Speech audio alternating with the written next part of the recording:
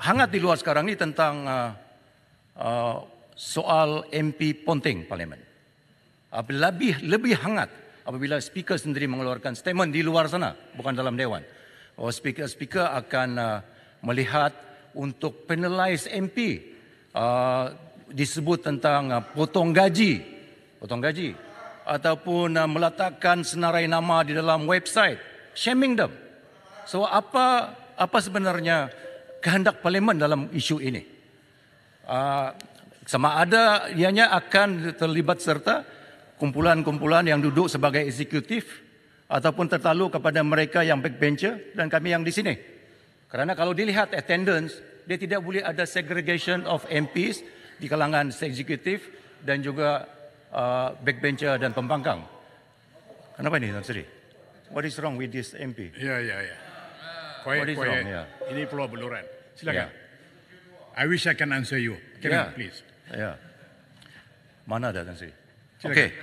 Jadi soal attendance ini perlu dilihat dan dibincang secara terperinci. Dia tidak boleh dibuat secara unilateral, secara bersendirian oleh speaker. Perlu melibatkan. Kerana kita ada peraturan masyurat. Kita ada jawatan Dewan kan? Kita ada peraturan masyurat 13 contohnya. Apabila peraturan masyurat ini dibentuk oleh Parlimen dulu, dia tentu mengambil kira isu attendance. Sebab tu dia tidak rigid di dalam peraturan masyurat, tidak rigid. Sebenarnya kita boleh bersidang 3 orang dalam Dewan. Boleh bersidang 3 orang. Tetapi jika dimaklum kepada speaker, kurang daripada 26 orang, barulah isu quorum ditentukan. Jadi maknanya dalam peraturan masyurat ini, isu quorum, isu kehadiran telah pun diadres tetapi tidak secara rigid seperti yang dikehendakkan oleh speaker. Sama ada speaker ingin mainkan peranan sebagai saya tak tahu bagaimana speaker melihat kehadiran ini. Boleh tanya mana Pago, mana Marang. Wait. You want full attendance in the Dewan every time Dewan bersidang? Sama ada nak tengok semua full 220 orang attendance dalam Dewan. Sebab itu kita ada peraturan masyurat 13. Sebenarnya isu attendance ini daripada dulu. Sejak saya masuk Parlimen 23 tahun dahulu. Tetapi isunya tidak diperbesarkan. Kerana memang dalam peraturan macam demikian. Tiada menteri yang boleh hadir masyurat Parlimen setiap masa. Kalau kita tengok penggulungan Parlimen, mana Larut, mana Marang, mana Pago. Kalau kita tengok penggulungan menteri baru-baru ini, 3 orang menteri campur seorang menteri yang belum dilantik tidak hadir menggulung Parlimen pada peringkat dasar bajet baru-baru ini. So you want to question that? You want to question the executive menteri yang tidak hadir? Tak. Because itu adalah sebahagian daripada tugas mereka juga ada di luar sana. Dan sebab itu dalam peraturan masyurat dia relax on this. Tetapi saya tahu kebertanggungjawab ahli Parlimen untuk hadir Parlimen. Saya setuju bahawa semua ahli Parlimen mesti hadir Parlimen. Tetapi kehadiran juga subjektif, Tan Sri yang pengurusi. Kerana ahli Parlimen boleh duduk 1 minit sini dan keluar dan pulang. Juga dia consider sebagai hadir dalam Dewan. So how do you find kehadiran?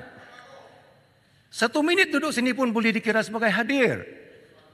Orang yang duduk yang datang Parlimen 1 minit dan pulang tidak terlibat dalam perbahasan juga dilihat sebagai hadir. Sebab tu kita kena define dalam melihat isu ini.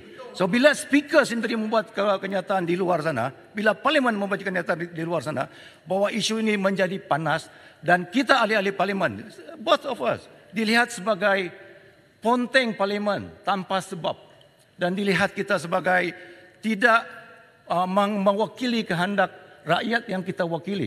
That image perlu diperbaiki, speaker. Sebab itu kita ada peraturan masyurat yang relax on attendance. Dan tidak boleh dilihat kita, tapi minister pun. You want to see 220 ahli Parlimen duduk sini? No, it will never happen. Sebab itu tidak boleh diperangkatkan. Saya setuju bahawa ahli Parlimen mesti hadir. Tetapi melihat dan penalize mereka, shaming them, rasa bukan satu tindakan yang baik untuk mengangkat martabat Parlimen ini. Masih. Baik, saya terpaksa respon kepada Beluran. Saya berucap menteri akan respon. Baik. Ya. Sebab saya akan sebut gini Beluran. Yang pertama sekali perkataan shaming was wrong. I never intend to shame. Yang kedua, saya menjawab bahawa ahli Parlimen ada komitmen lain. Tak semestinya mereka pasti ada di sini. Tak semestinya, baca report tu betul-betul. Tidak semestinya semua ahli parlimen harus ada di sini kerana mereka ada tugas lain. Namun pun begitu, apapun juga cadangan akan dibawa ke jawatankuasa peraturan mesyuarat. I'm very clear of that. So I don't mean to shame you. I know. I do not mean to shame you, sir. Sebab tu saya kata, bila statement itu dibuat oleh speaker di luar sana, public interpret No. lain. You kena baca Public entirety. interpret lain. I know, Right. I understand that. I see that 10 years. Saya tahu. Saya Tetapi tidak sebab tu ada- public interpret because it comes from the speaker of the house. Yeah. Saya tidak ada kuasa untuk berdebat. Jadi saya jemput sekarang Tan Sri Speaker, bayan baru. Tan Sri Speaker, sekejap. Sebelum Tan Sri Speaker teruskan, saya sebenarnya nak bertanya mengenai usul merujuk ahli parlimen langkawi ke jawatankuasa hak dan kebebasan parlimen. Saya nak mahukan. Setelah saya dah terima. Dan saya akan beri jawapan kemudian. Bila ya? Oh, tak boleh tanya lagi itulah. Baik, saya jemput bayan baru. Tan Sri Speaker, saya minta maaf. Di peraturan mesyuarat ke apa? Peraturan mesyuarat. Berapa tu? Peraturan mesyuarat berapa? Peraturan mesyuarat 36. 36 berapa dah? 36.6. Saya merujuk kepada kenyataan Yang Berhormat Beluran. Saya terpaksa bangun untuk mempertahankan Tan Sri Speaker sekali lagi. Kerana dalam ucapan ini perkara serius, jangan main-main. Beluran telah membuat kenyataan-kenyataan, membuat sangkaan jahat terhadap Tan Sri Speaker. Tan Sri Speaker bukan berada dalam keadaan untuk mempertahankan diri. Tan Sri Speaker memang kata betul, bukan dalam keadaan untuk berdebat. Tapi Beluran kena baca dulu intipati berita yang telah disiarkan, bukan menghentam saja. Ini menurut tindakan tingkah laku Ketua Pembangkang. Baik. Terima kasih. So saya minta supaya Beluran hati-hatilah. Jangan menghentam begitu saja. Baik. Tak payah angkat kaki sedemikian rupa. I know, I baca peraturan mesyuarat. No. Saya berbahas. Tapi jangan saya berbahas. membuat Saya kenyataan berbahas terhadap dengan speaker.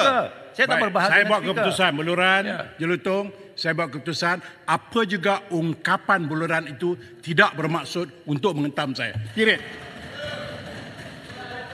Baik, silakan. Tan Sri Speaker. Bayan baru.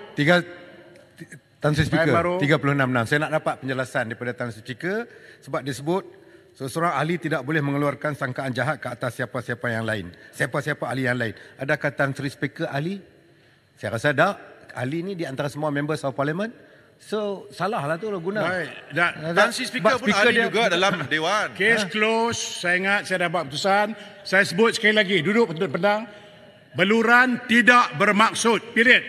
Tidak bermaksud untuk memalukan saya. Tidak bermaksud untuk menghina saya. Period.